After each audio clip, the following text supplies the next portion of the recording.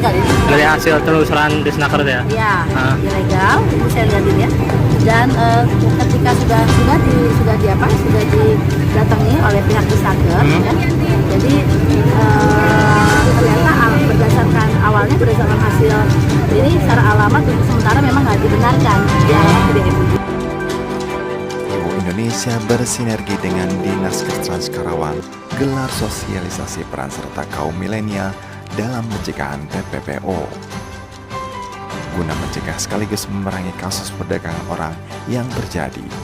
Ibu Indonesia bersinergi dengan Dinas Tenaga Kerja dan Transmigrasi Karawang, Polres Karawang, dan Kejaksaan Negeri Karawang dengan menggelar sosialisasi peran serta kaum milenial dalam pencegahan TPPO Kamis 6 Juli 2023.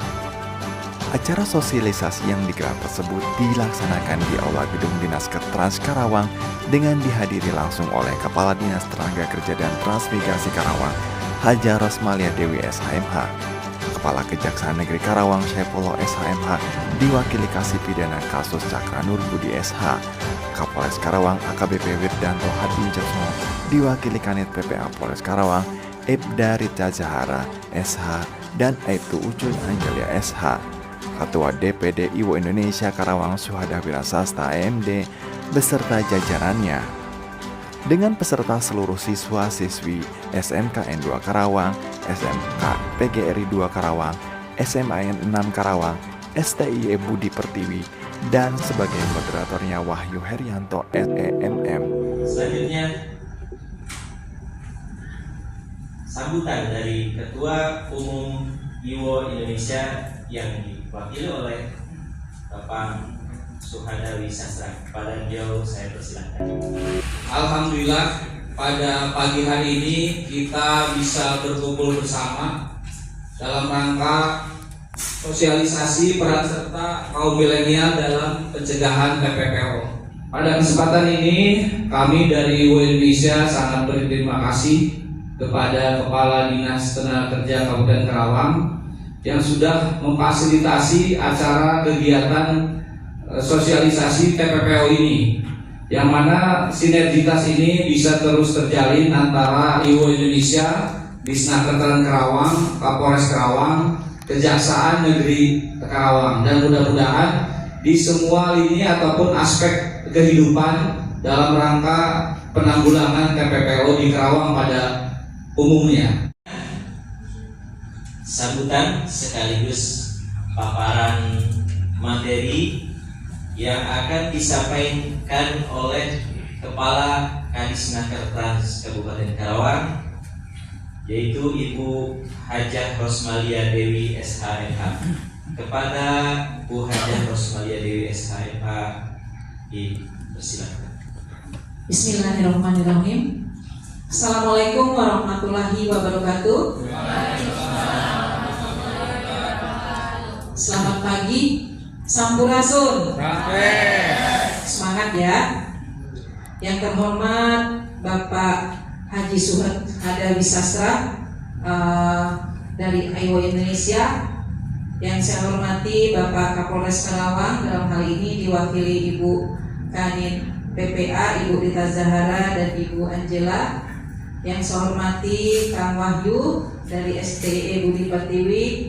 Yang saya hormati rekan-rekan media Kabupaten Karawang yang tidak bisa saya sebutkan satu persatu, yang sangat luar biasa atensinya terhadap masalah TPPO ini, serta para peserta adik-adik yang sangat saya cintai dan saya sayangi. Puji syukur kehadirat Allah SWT. Kegiatan pada hari ini luar biasa ya. Sebenarnya tidak ada anggarannya kegiatan ini, tapi dengan semangat yang luar biasa Pak Haji Suhada ingin berperan bagaimana pencegahan TPPO di Kabupaten Karawang. Beliau berkomunikasi ke saya, ayo Pak, ayo kita sosialisasikan masalah TPPO ini ke adik-adik kita. Karena apa? Aturan hukum negara luar itu tidak sama dengan negara kita, ya. Nah, itu sebabnya di sini kenapa kita mengundang adik-adik sekolah ini. Apa hubungannya sih adik-adik ini dengan TPPO?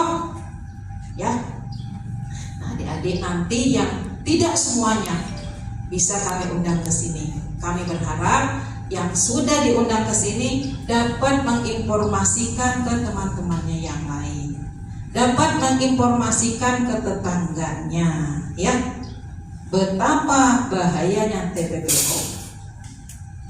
Ya, jangan sampai nanti tetangga kita jadi korban TPPO, bahkan diri kita sendiri. Nah, saat ini TPPO itu bukan hanya ke negara Arab dan sekitarnya, ya. Bahkan kemarin orang Cilamaya kalau nggak salah, itu adalah orang pintar, ahli IT, ya, sarjana komunikasi.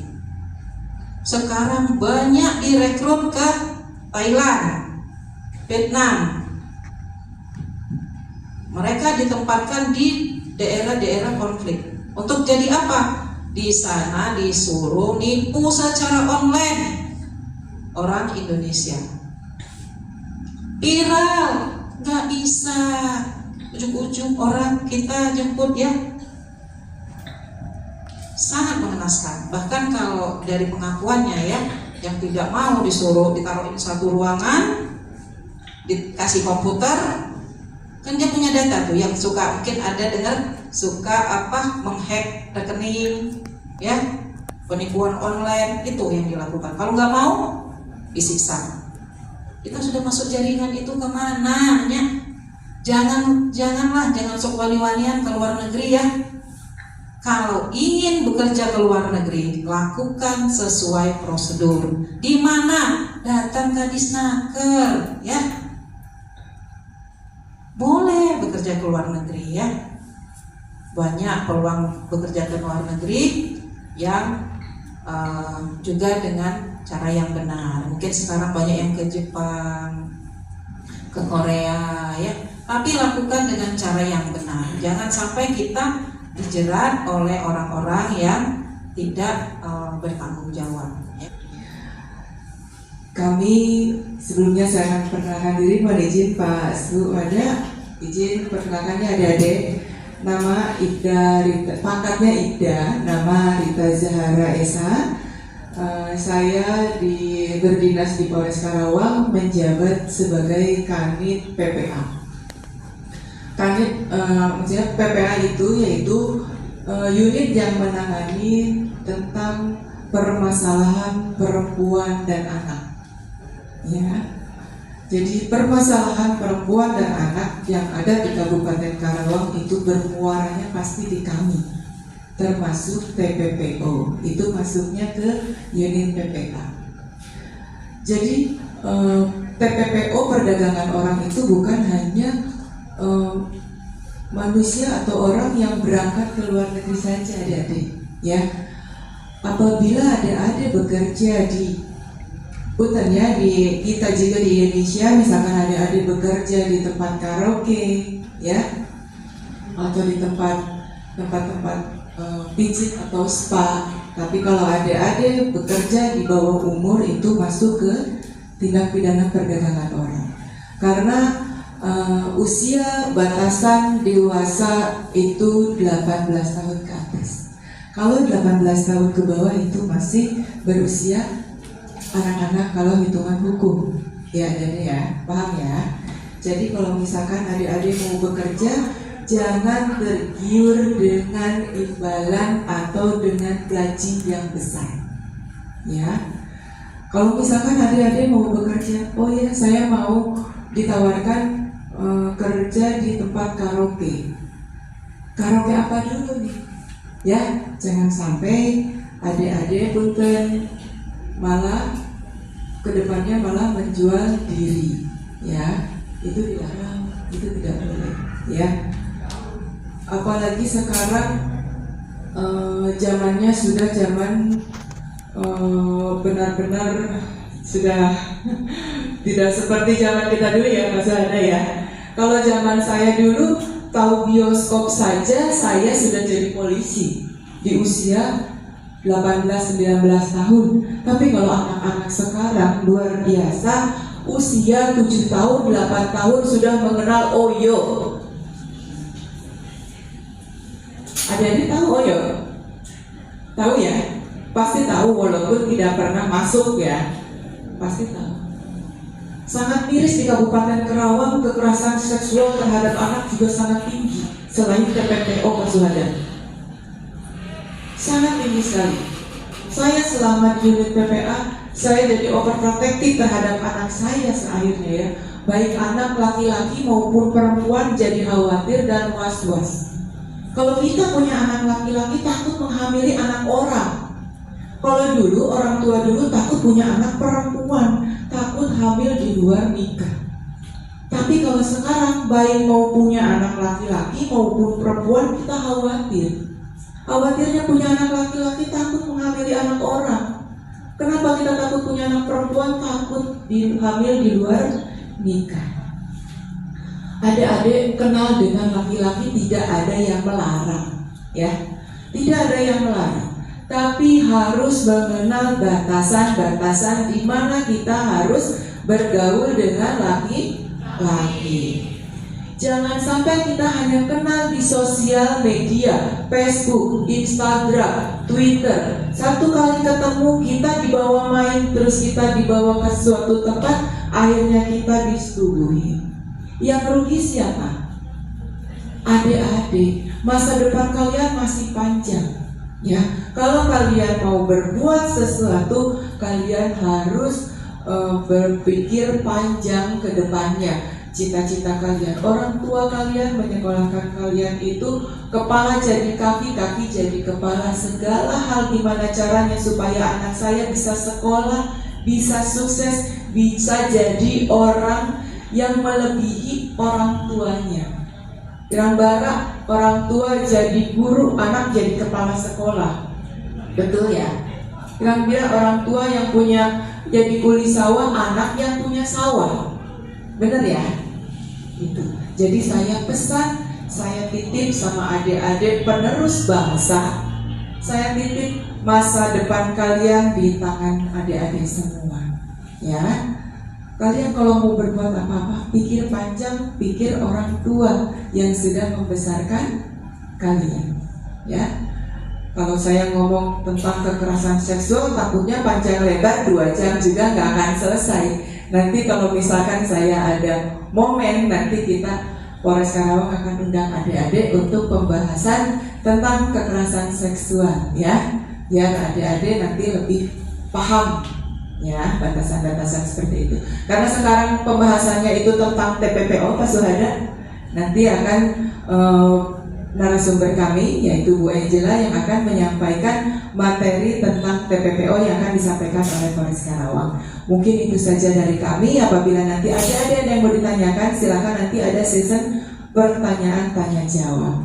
Ya. Itu saja yang dapat saya sampaikan. Akhir kata wabillahi taufik wal hidayah. Wassalamualaikum warahmatullahi wabarakatuh. Langit sudah menyampaikan pembuka juga kaitan dengan PPA ya tadi ya, belum menyampaikan job desk lah kira-kira begitu Bu ya, kaitan dengan perlindungan perempuan dan anak. Ini pas sekali nih, buat yang hadir kebanyakan teteh-teteh nih, perempuan semua nih. Ini mudah-mudahan ini jadi bekal nih materi yang Ibu sampaikan tadi ya, biar nanti adik-adik lebih waspada lagi mungkin begitu ya Bu ya. Baik, untuk berikutnya materi kaitan dengan TPPO yang akan disampaikan oleh Ibu Aida Aibtu Ucu Angela SH ya, pada beliau dipersilakan. Wabarakatuh. Yang terhormat Ketua Ikatan Wartawan Online Indonesia Pak Suhada, yang saya hormati Pak Wahyu dari STIE Budi Pertiwi, yang saya hormati Ibu Kanit PPA, Ibu Ida Rita Jahara SH, yang saya hormati rekan saya di belakang dari Dimas, Pak Peri, yang saya hormati rekan-rekan dari media yang dari Kabupaten Karawang, yang saya hormati adik-adik pelajar. Ada berapa sekolah ini Pak? 4 sekolah. Dari SMKN 2 Karawang ada? Ada ya? Mana? Iya, terima kasih ya udah hadir. Kemudian dari SMK 2 PGRI. Wah, ada banyak juga ya. Iya. SMK PGRI 3 gak hadir ya. SMK ITENAS gak hadir. SMK Yafinas. Ya, SIE Budi Pertiwi ya. SMA mana ini yang depan? Yang SMA Negeri 6. Terima kasih ya sudah hadir. Pertama-tama marilah kita panjatkan puji dan syukur kehadirat Allah Subhanahu wa taala. Alhamdulillah pada siang hari ini kita dapat berkumpul di Aula Dinas Tenaga Kerja Kabupaten Karawang untuk mengadakan sosialisasi atau penyuluhan hukum tentang pemberantasan tindak pidana perdagangan orang. Bu Ucu boleh berdiri ya di depan aja ya. Oleh Kepala Dinas Tenaga Kerja dan oleh Ibu Kadin PPA, juga oleh Pak Suhada dan Pak Wahyu. Nah, adik-adik sendiri sudah tahu belum apa sih perdagangan orang itu? Ada yang tahu belum? Apa sih sebenarnya pengertian perdagangan orang itu? Udah tahu? Dengar mah sering ya. Tapi pemahaman tentang perdagangan orang mari kita bahas di sini ya. Ibu langsung aja karena Ibu dikasih waktu cuma berapa nih Pak? 30 menit. Materinya lumayan banyak. Tapi nanti kita lihat waktu ya. Kalau dari kejaksaan sudah datang, nanti 30 menit Ibu selesai. Nah, ini pengertian tindak pidana perdagangan orang. Ya. Yang pertama ada proses. Prosesnya itu nih, kalau ada ditanya perdagangan orang itu apa sih? Kita harus tahu prosesnya dulu. Merekrut, ada perekrutnya, calo-calo, ya. Kalau di kampung itu dibilangnya sponsor. Pernah dengar? Itu jangan ke sponsor, arek jadi TKW mah gitu ya. Nah, itu perekrut. Kemudian yang ngangkutnya, yang ngangkut baik untuk pelaksanaan medikal ataupun mengangkut ke tempat penampungan. Kemudian ada yang menampungnya, kemudian dikirim, kemudian dipindahkan lagi, misalkan dari Karawang ke Jakarta, dari Jakarta ke Batam, dari Batam ke Thailand atau kemana ya. Kemudian penerimaan siswa ada yang menerimanya, yang mempekerjakannya. Bagaimana sih caranya? Caranya dengan ancaman kekerasan, penggunaan kekerasan, penculikan, ya, penyekapan, pemalsuan, penipuan, penyalahgunaan kekuasaan, penyalahgunaan posisi rentan, penjeratan hutang. Yang paling banyak adalah akhirnya di penjeratan hutang dan penipuan. Kemudian memberikan bayaran dan manfaat. Penjeratan hutang itu seperti ini. Nih, kamu mau nggak jadi TKW kalau sekarang PMI yang kerja migran? Nanti enak kalau kerja migran misalkan baru diperiksa kesehatan dikasih uang PIR. Nanti di sana gajinya besar, kerjanya ringan misalnya gitu.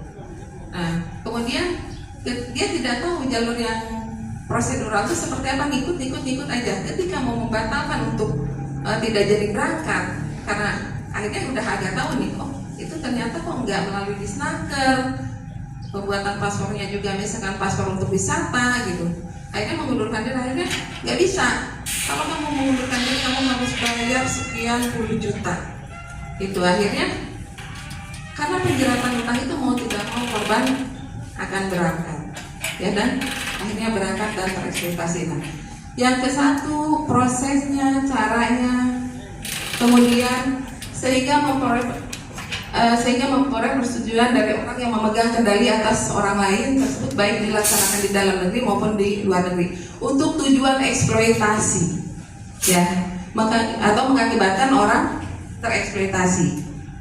Eksploitasi itu ada eksploitasi ekonomi, ada juga eksploitasi seksual yang ditempatkan di tempat-tempat seperti tempat-tempat karaoke ataupun tempat-tempat lainnya ya, seperti diskotik dan lain sebagainya. Hadiah bagi nanya 1, 2, dan 3. Selamat datang kami ucapkan kepada Bapak. Terima kasih Bapak. Mohon izin yang saya hormati Bu Kadis Naker, kemudian rekan-rekan dari Polres, Anit ya, Anit, dan teman-teman IWOI selaku penyelenggara juga ya Pak ya. Dan seluruh peserta yang hadir pada siang ya, ini saya anggap siang ya, karena sebenarnya undangannya pagi ya Bu ya.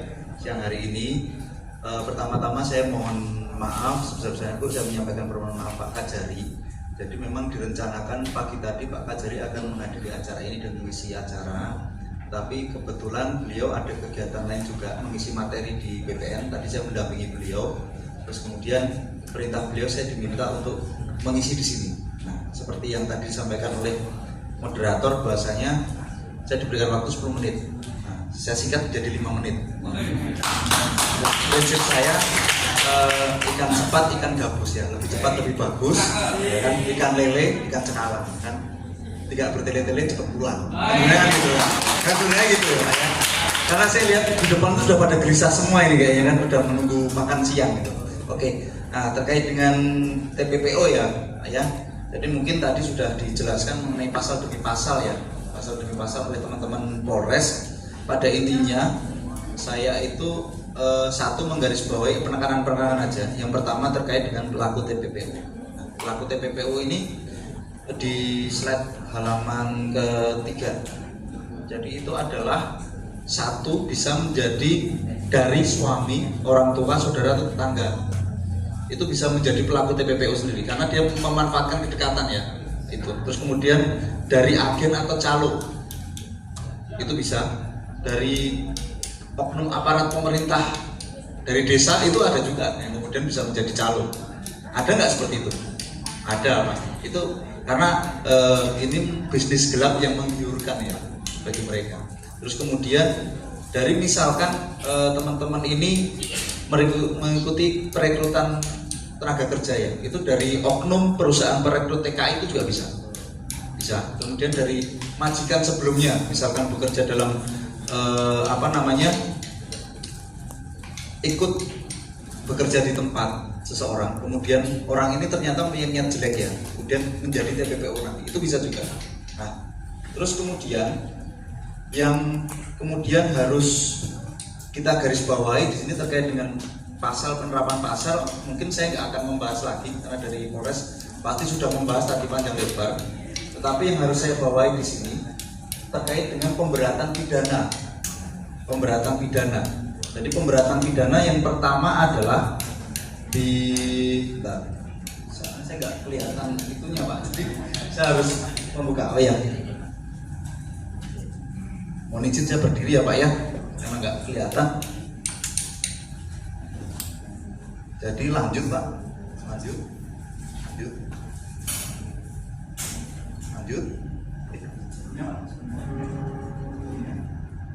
Ini saya di sini tadi kalau terkait dengan pasal-pasal Pak dari Polres sudah jelaskan semuanya ya. Ini pelanggarannya di pasal sekian, ancamannya sekian sudah ya tadi ya. Bang, belum. Waduh, berarti saya nggak cukup 5 menit. Tetapi pada intinya gini, nanti untuk ancaman pasal demi pasalnya ini akan saya bagikan ke teman-teman ya. Nah, saya hanya memberikan penekanan pemberatannya aja. Pemberatan pidana. Jadi di situ diatur di pasal 8 ayat 1. Pemberatannya bagi penyelenggara negara. Nah, penyelenggara negara yang melakukan kekuasaan mengakibatkan terjadinya tindak pidana perdagangan orang sebagaimana dimaksud dalam pasal 2, 3, 4, 5, 6. Nanti bunyinya dibaca sendiri, saya share ke teman-teman.